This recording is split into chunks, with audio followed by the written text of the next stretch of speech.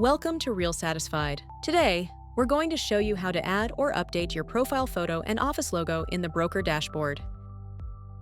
First, let's start with the profile photo. To add or change your photo, click on your profile picture in the top right corner. Now, click Edit Profile. To add a new photo or replace the existing one, click Upload Photo. Pick the photo you want to use, and then crop it by zooming or dragging the image until your face is nicely in the center.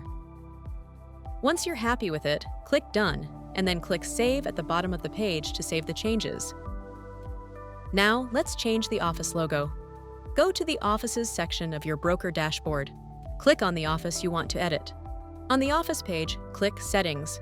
To add or replace the office logo, follow the same steps as the profile photo.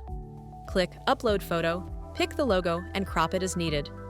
Once ready, click Done, and then click Save at the bottom of the page to save the new logo. That's it! Happy selling!